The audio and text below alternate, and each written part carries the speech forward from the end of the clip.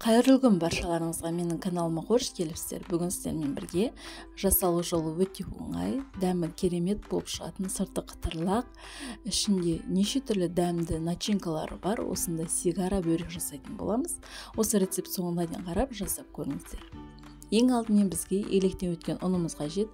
Ұнымыздың үстіне сұйық майымызды құямыз, және де бөлме температурамыздағы су қажет. Осы суының үстіне тұзымызды салып, тұз ерігенше жақсылап араластырып аламыз. Тұзымыз ерігеннен кейін ұнның үстіне құйып, қамыр илейтін боламыз. Бізге жұмсақ, қолға жабыспайтын әдемі қамыр шығу керек. Осылайша бірінші ыдыстың ішінде араластырып илеп аламын. Одан кейін столдың үстінде екі қолмен жақсылап илейтін боламын қамырды. Дайын қамырымызды пакетке салып тынығуға қойып қоямыз. Қамырымыз тынықты, тыныққан қамырымызды енді таразға тартып аламыз. Таразда бізде 819 грамм шықты. Яғни әр дөңгелекті біз 100 граммнан бөлгенде 8 ұштық шығады. Және үстіне қалғанын әр қайсына майда-майда бөліп шығамыз. Осылайша 100 граммнан 104-105 граммнан әр қайсына бөліп дөңгелетіп шығамыз. Дөңгелек істеп алғаннан кейін бетін пакетикпен міндетті түрде жабу керек, өйткені қаясып қалады. Осылайша барлығын дөңгелетіп шығамыз, және осы қамырларды тағы 30 минутқа демалуға қойып қоямыз. 30 минут тыныққан қамырларымызды алатын боламыз. Оның ортасына жағу үшін ұн мен жүгері крахмалын араластырып алдым.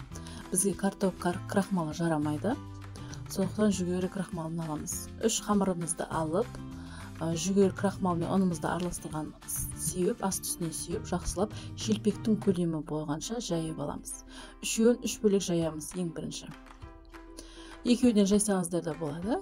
8 ұштық қамырды екеуден 4 рет жайсаңыздар болады. Қамыр жаю көп уақыт алмайды, тез жайылады. Өйткені қамырымыз өте жұмсақ, әдемі, эластичный, яғни тез жайылады. Осылайша 3 қамырды жайып аламыз.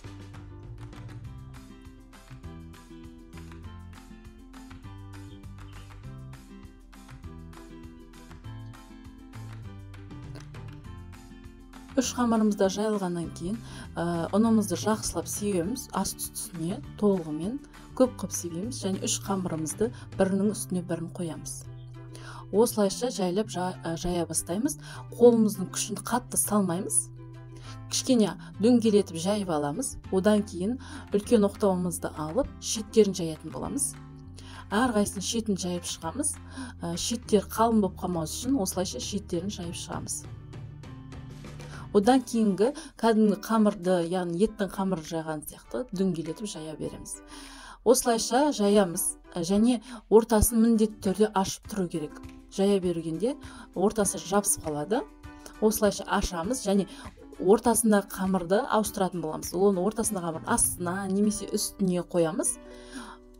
Өйткені ортасындағы қамыр тез жайылады. Және көлемі айнала шетіндегі, яғни астына үстіндегіне қарағанда үлкен болып жайылатын болады. Осылайша алмастырып отырып жаятын боламыз. Шеттерін жаюды ұмытпаймыз.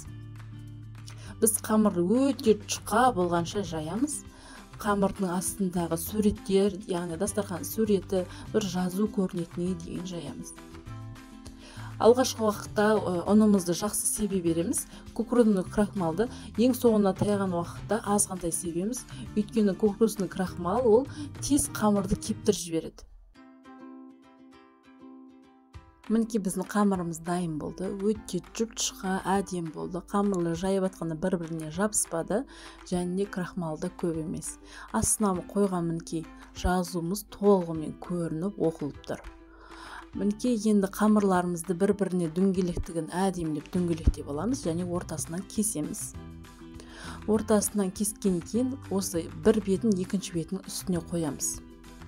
Енді тағы да осының ортасынан кесетін боламыз. Ортасын нақты дәл белгілеу үшін өйстіп бір-біріне қабаттап алсаңыздар да болады.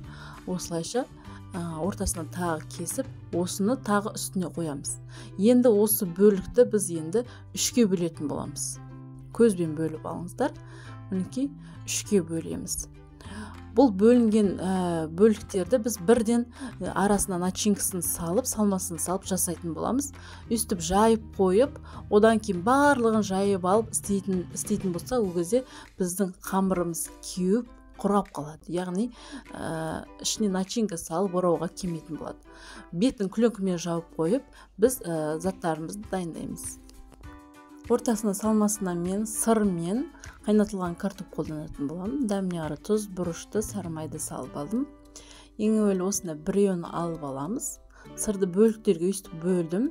Өз қалауыңызша теркіден өткізсеңіздер де болады. Осылайша екі шетін кішкене қайырып жіберіп, дөңгелетіп ораймыз. Қатты нығыз қылудың қажеті жоқ, және ұш жағына кішкене ғана су тигізіп жібереміз. Бір-біріне жабысып ұстап тұру үшін. Мінекей, осылайша орап шығамыз.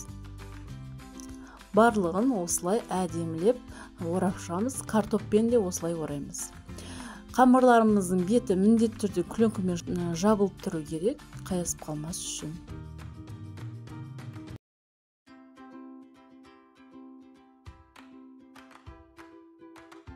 Дайын болған бөліктерімізді ысып тұрған майда қуырып алатын боламыз.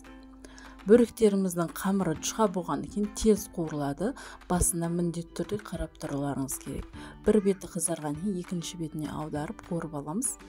Бірінші картопты салмамен қуырып аламыз. Салмасына өз қалауыңызша фаршты да қуырып салсаңыз болады. Өте дәмді болып шығады ол кезде де. Мінекей, осылайша барлығын қуырып аламыз. Сырды салманы ең соңынан барып қуырамын. Мінекей, біздің өте дәмді, сырты қыдырлақ, ішінде неше түрлі салмамен жасалынатын сигара бөліктеріміз дайын болды. Осылайша дастархандарыңызға қойсаңыздар өте әдемі көрінетін болады. Егер сіздерге менің видеом пайдалы болып жатса, ұнап жатса, мені қолдап, каналыма жазылып кетуді ұмытпаңыздар. Осы видеоның астына комментарий қалдырып, лайк басуды ұмытпаңыздар. Алдағы уақытта тағы дәмді рецептермен бөлісетін боламын, сондықтан каналыма жазылып кетіңіз. Видеоның соңына дейін көргеніңізге көп рахмет.